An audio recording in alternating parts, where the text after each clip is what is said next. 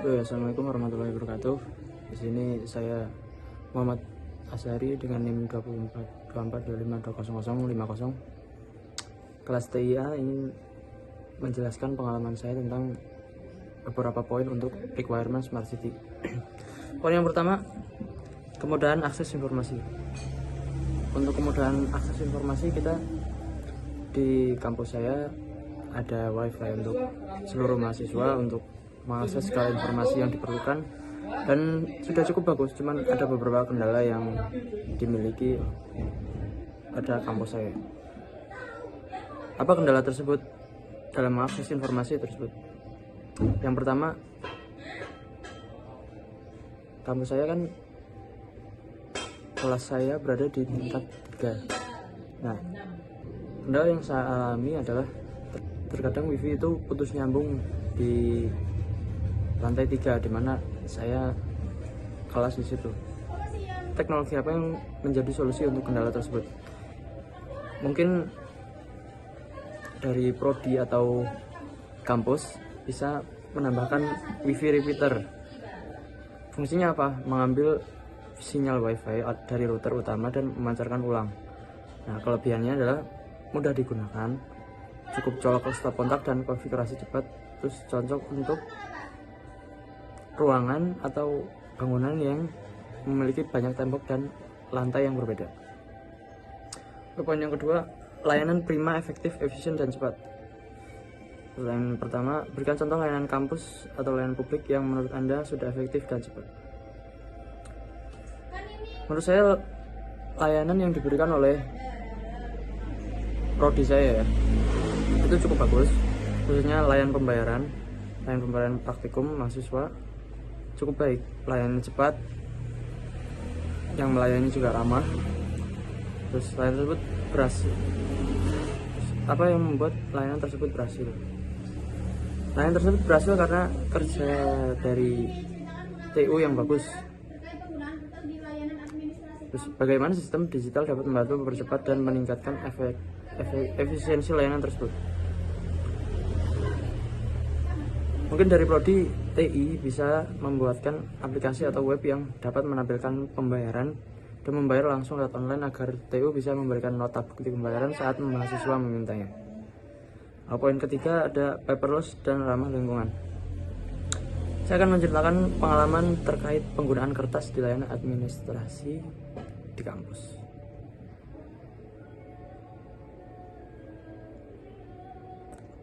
Nah, untuk penggunaan kertas di pelayanan administrasi kampus biasanya masih menggunakan nota kertas ya. Apa yang bisa dilakukan agar sistem digital dapat mengurangi penggunaan kertas dalam layanan tersebut? Menurut saya bisa membuat aplikasi atau web yang bisa mengurus pembayaran yang diperlukan di kampus, dan bukti pembayaran hanya perlu ditunjukkan pada TU atau dosen yang menanyakannya. Poin ketiga, ada SDM dengan background kompetensi TIK. Ceritakan pengalaman Anda berinteraksi dengan SDM yang paham atau kurang paham teknologi informasi lain kampus. Jujur saya belum pernah ya menanyakan suatu hal kepada pelayan kampus, petugas pelayan. Terus mengapa menurut Anda penting melibatkan SDM yang paham teknologi informasi dalam layanan digital? Tentunya sangat penting ya, karena kalau semisal petugas tidak memahami tentang teknologi informasi, nantinya akan kebingungan ketika ada kendala atau masalah yang terjadi. Apa tantangan yang mungkin timbul jika SDM belum siap menggunakan sistem digital? Tantangan sebenarnya banyak hal yang bisa menjadi tantangan ketika SDM tidak memahami apa itu teknologi informasi. Yang pertama, pelayanan menjadi tidak efisien, yang harus membuat pelayanan lebih efisien, lebih cepat, tanpa ribet. Nah, ini malah sebaliknya. Petugas yang belum terbiasa dengan sistem digital pasti cenderung dengan bekerja secara manual ya. Proses yang seharusnya cepat otomatis akan memakan waktu lebih lama. Lalu yang kedua, ada kesalahan data atau human error. Ketika data harus diinput manual atau dipindah dari sistem digital tanpa pemahaman yang baik, risiko kesalahan pencatatan meningkat. Misalnya bisa menjadi salah input nilai, data mahasiswa tidak sinkron, dokumen tidak terproses dengan benar. Yang ketiga ada akan bingung menghadapi masalah teknis. Jika ada gangguan sistem atau gangguan lainnya, petugas yang kurang paham bisa panik atau tidak tahu harus menghubungi siapa. Mahasiswa sering diarahkan untuk datang lagi besok, dan disuruh cari solusi sendiri. Oke, poin selanjutnya ada infrastruktur yang memadai. Ceritakan pengalaman Anda terkait ketersediaan infrastruktur, misalnya jaringan internet, perangkat komputer dalam mahasiswa yang di kampus. Yang saya alami itu jaringan internet sudah bagus ya, cuman perlu diperluas di area kampus teknik agar para mahasiswa TI khususnya yang berada di lantai atas bisa menggunakan wifi dengan baik, dengan cepat. Lalu untuk komputer sudah bagus, cuman terkadang masih ada kendala pada beberapa bagian keyboard, ada yang sudah rusak cuman belum diganti, seperti itu. Oke, lanjut.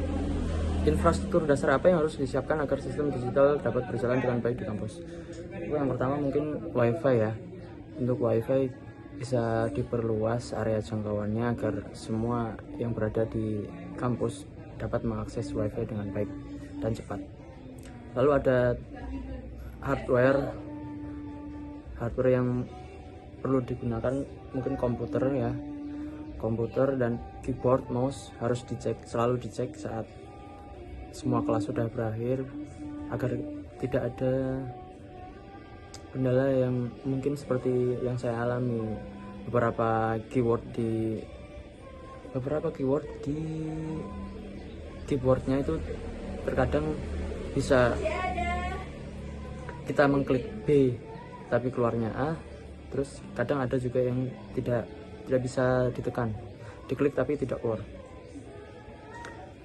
Lalu ada tim teknis yang sangat penting untuk menangani beberapa trouble, mungkin beberapa komputer yang tidak ingin menyala atau sebagai hal seperti itu. Apa dampak yang Anda rasakan jika infrastruktur tersebut tidak memadai? Ya tentunya kita akan susah untuk mengakses informasi, mungkin susah untuk menjalankan praktek yang diperlukan agar kita paham dengan apa yang dijelaskan. Lalu poin yang terakhir, dukungan infrastruktur dari pemerintah. Berikan contoh kebijakan atau peraturan pemerintah yang Anda ketahui terkait penggunaan sistem digital dan layanan publik di kampus. Nah, dari Permendikbud nomor 3 tahun 2020 tentang Standar Nasional Pendidikan Tinggi. Dalam peraturan ini, pemerintah mendorong pemanfaatan teknologi informasi dan komunikasi dalam seluruh proses pendidikan tinggi, mulai dari perencanaan, pelaksanaan, hingga evaluasi. Contoh implementasinya ialah penggunaan sistem informasi akademik oleh perguruan tinggi, pelaksanaan pembelajaran daring seperti online learning, penggunaan sistem digital untuk pendataan mahasiswa, pengelolaan nilai, dan dokumen akademik elektronik. Sekian dari saya. Assalamualaikum warahmatullahi wabarakatuh.